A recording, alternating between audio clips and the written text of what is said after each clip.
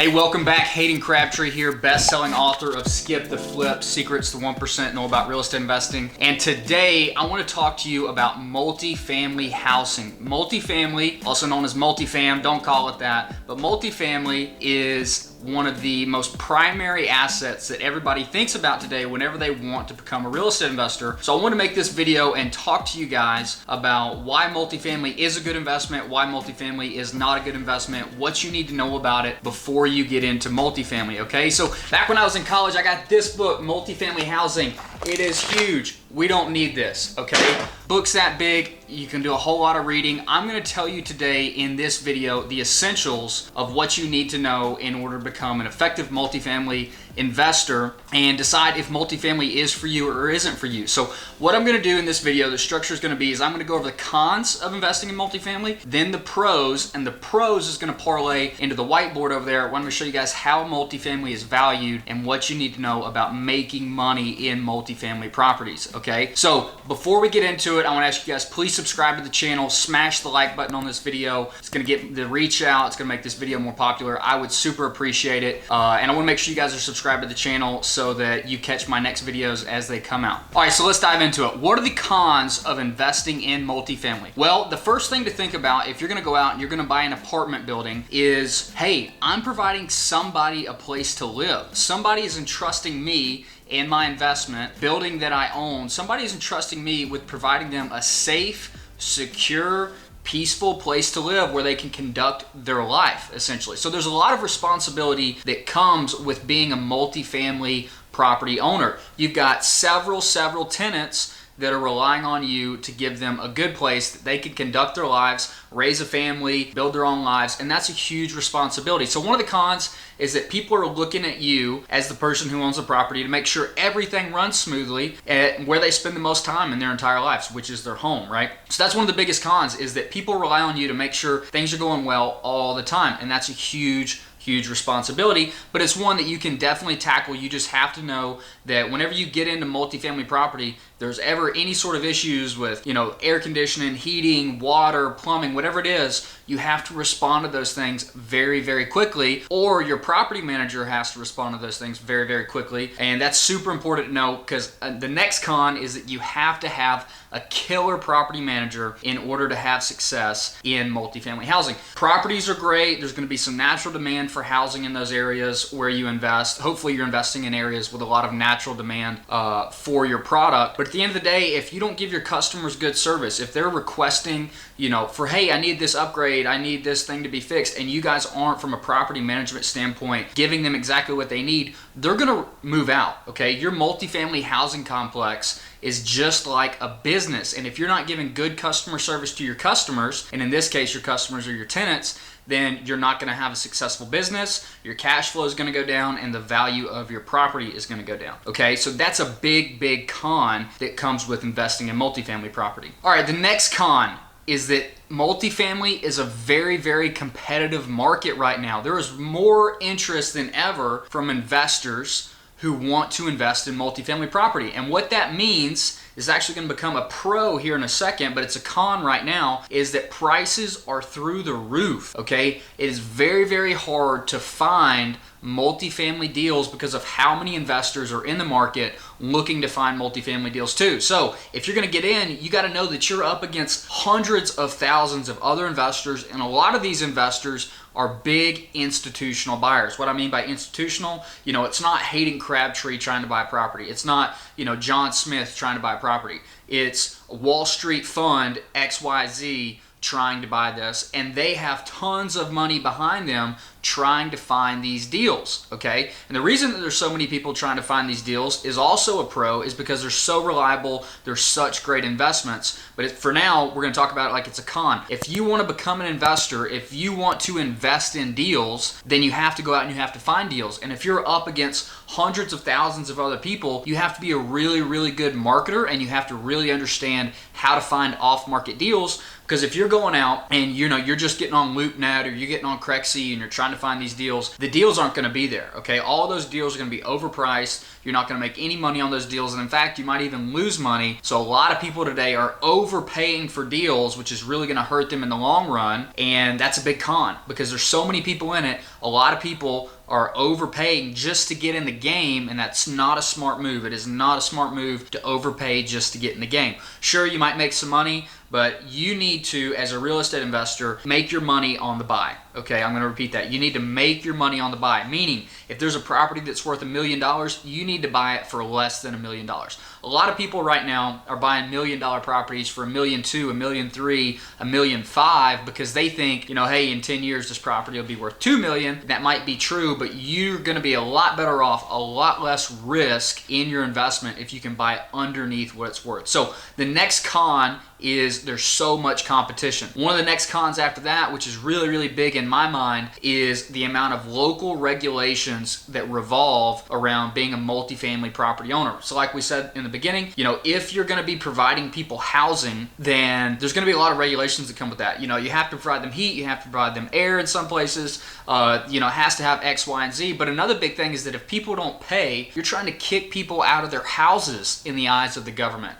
Okay, and so that makes it really, really tough because if somebody doesn't pay, they're occupying that unit, you can't rent it to somebody else, your income goes down, and you have to go through the local regulations of evicting those people out through court. You can't just kick people out, lock them out. That's illegal. You have to go through your local eviction process, which varies in every single state, in every single county. And in some places with COVID-19, you can't even evict people out. There's all these different regulations that have come up from one place to the next about if you can kick people out, if you can't kick people out, and what the process to getting out. They have to prove that they've been, impacted by COVID-19 in some way, and they could stay forever in some places. So one of the downsides is your investment, because it's housing for people. The U.S. government's job is to protect its citizens. And in a lot of cases, the citizens that it's trying to protect are people who can't pay their rent. So in order to protect them, they take money out of your pocket, the multifamily investor. Okay, so that's a big con, is the regulations. There's also a lot of other regulations that come into it, like, hey, you got to have a certain number of parking spots. If you want to do repairs or improvements to your property, you have to go get these certain permits. There's just so many regulations that come with owning multifamily that you really have to think about that aspect of your life before you go and before you buy an investment. And the final con of being a multifamily investor is the amount of repair costs that you have to do. So first off, there's a lot of different kinds of multifamily. There's A-class multifamily, things that are beautiful downtown, that cost several $1,000s a month to rent, all the way to lower end properties, that we wouldn't want our grandmother walking on the streets there at night by herself. So in some of these properties, we want to make sure that depending on whether it's an A, B, C, or D class, A being the downtown property, or D being the property that we don't want our grandmother walking on at night, then we need to understand how much repairs are we going to have. So this is a very just basic thought, right? The nicer things, the people who are going to live in those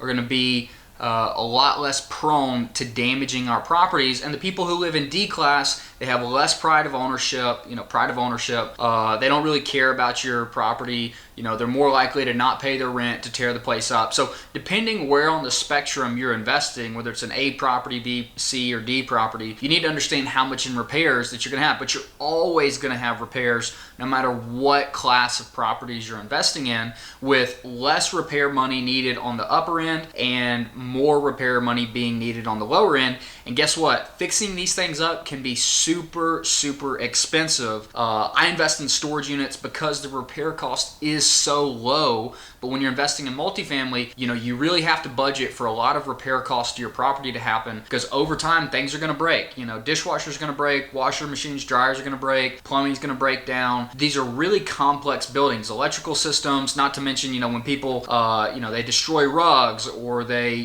damage walls, and you have to fix drywall holes, you have to replace new carpets, all of these different things, repair money. And so in some asset classes, like industrial, like self-storage, like retail space, things like this, different places, come with different amount of repair costs. And the first thing that I would say is that multifamily is on the upper end of the spectrum for how much of your income is going to go towards repair costs. So it's one thing to think about. It's definitely a con, because not only do you have to pay for it, but you have to arrange, or your property manager has has to arrange for all of these things to get fixed. Okay, so those are all the cons in my mind of investing in multifamily. But one of the things that I'm super pumped about is to talk about the pros of investing in multifamily. Multifamily is such a popular investment because there's so much good stuff about it. According to the statistics on Statista, there are more renters in America than there ever has been before, and this is a trend that's been happening since 1975. So people can really rent one of two places. They can rent single-family homes, or they can, rent apartments. Okay, so apartments are great because one of the pros is that more people than ever are renting, and a lot of the reasons that's because more people than ever can't afford to qualify to purchase a home. After 2008, there was a lot of regulations in place that made it a lot harder for people to buy homes and get a mortgage. So with that being paired with a growing population and people's financial education lower than ever, we've got a lot of renters on our hands, okay? But renters can rent either multifamily or single-family homes, single-family being 4 units or less, multifamily being 5 units to 1,000, 10,000, whatever. They don't make properties that big, but anything above 5 units is going to be a multifamily property. Single family would be 1 unit, duplexes, triplexes, or quadplexes. Okay, so multifamily, the great thing about it is you get economies of scale. Okay, and so what I mean by that is that if we own, let's call it a 10-unit apartment complex, we have all 10 units, 10 people paying us rent, just the same as 10 people paying us rent in homes, but we only have 1 property tax bill. We only have 1 insurance bill. We only have, 1 LLC that owns all of it. We get these economies of scale to where, hey, I don't have to pay 10 property tax bills. I don't have to coordinate 10 insurances. I don't have to worry about 10 different routes, right? So the economies of scale is really good because it really simplifies the amount of work you have to do for the volume of income you get. But on the same token, it makes it really, really easy to scale how many properties you can own because of the smaller amount of work you have to do associated with the bigger doors. And then also to go along with that is if you need some repairs done and you have to pay a contractor, you have to pay an electrician to go out there. If you had 2-3 houses that all needed the same kind of work, you'd have to pay somebody to go to this house and travel across town and go to this house, or travel to a different city and go to this house. Whereas you're going to get cheaper labor, cheaper repair money if you just say, hey, I need you to go to 123 Main Street where my 10 units are, right? That's going to be a lot easier. It's going to be cheaper. It's going to be economical for your people who are going there and who are doing the work. So that's a big pro to multifamily, is the economies of scale, and that's why a lot of people want to invest in it. One of the other really, really good parts of multifamily, not only is the cash flow good, the value good, which we're going to get into on the whiteboard here in just a second, okay, but one of the great things is that we can get insanely good debt terms by that. So what I mean, let's say we're buying $1 million property, not a $100,000 property. $100,000 would be a house, $1 million would be an apartment. So let's say we're buying $1 million apartment, and let's say a bank is going to give us $800,000 to buy it. Now that means we, as the investors, need to put $200,000 into the property, and the bank is going to give us $800,000. So here's the thing. If I were going to go out and I were going to buy a self-storage facility, or if I were going to buy an industrial complex, or if I was going to buy, let's say a golf course or a hotel or whatever it may be, banks are likely going to make me repay that debt over 20 years. And the amount of time it takes me to repay that debt is called the amortization.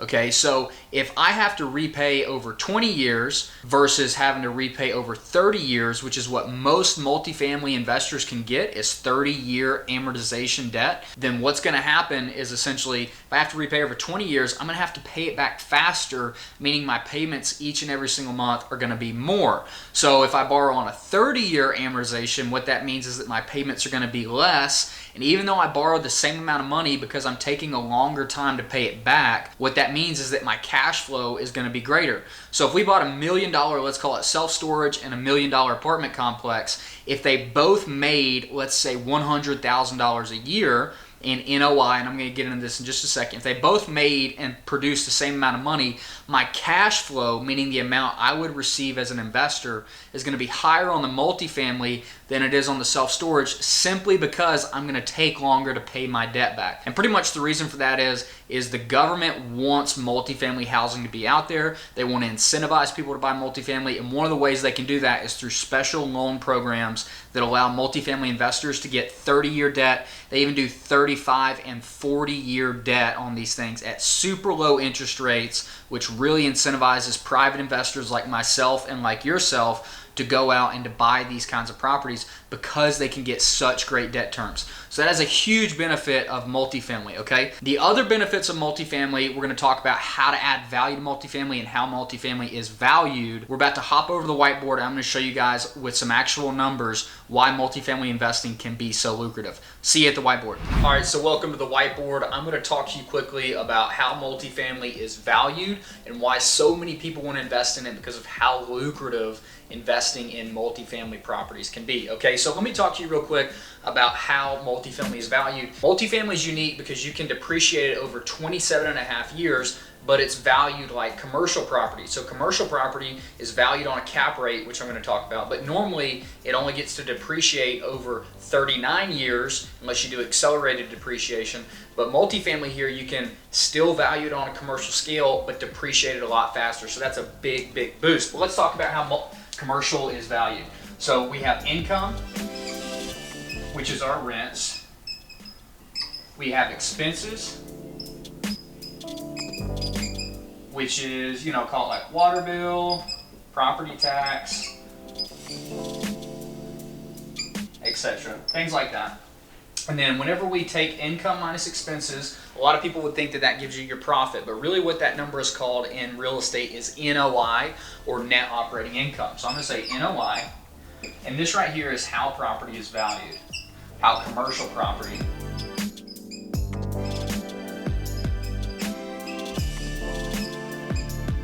Okay. So whenever we're doing multifamily and we're analyzing deals, the first thing we want to look at is what is its NOI? How much income does it have? How much of the expenses does it have? We subtract expenses from income to get our NOI. Now, in order to get our value, what we're going to do is we're going to take our NOI and we're going to divide it by a cap rate. Okay?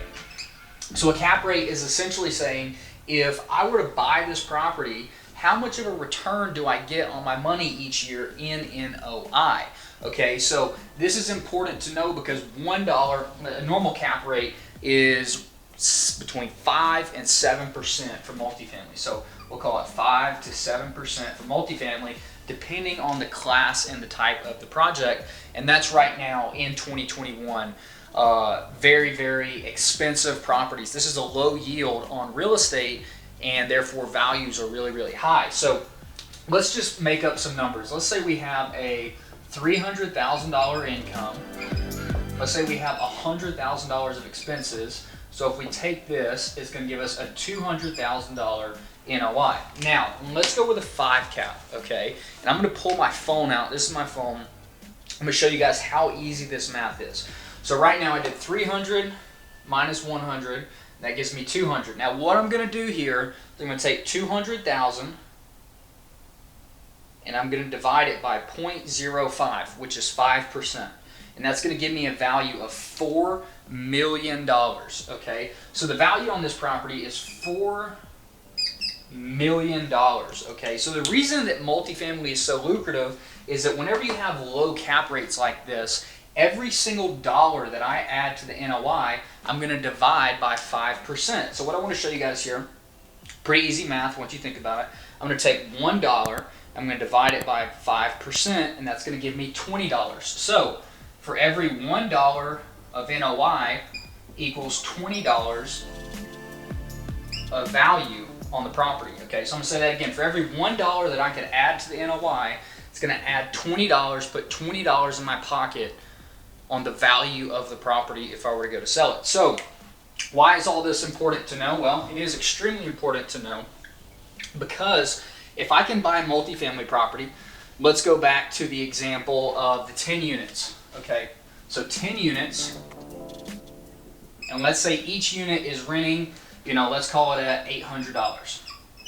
So 10 times 800, that equals $8,000 a month, times 12 is what? 96,000 a year?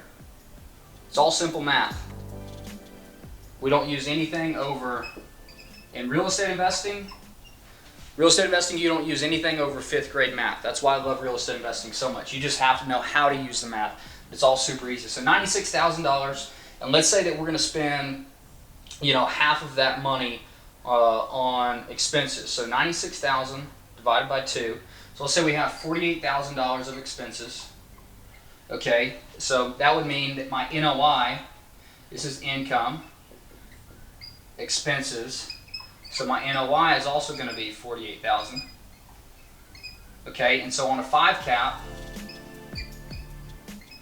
the value is going to be $48,000. Again, I'm going to do $48,000 divided by 0.05. It's going to give me $960,000. Okay, so we can buy this 10 unit for $960,000. Well, hang on a second. Let's say that we want to buy this on a 5 cap at $960,000. What happens if we can go through and we think these rents are undervalued and really they should be going to $1,100 a month? Okay, well, what's going to happen? So $1,100 times 10 units equals, what is that? $11,000 a month times 12 equals, what is that? 132.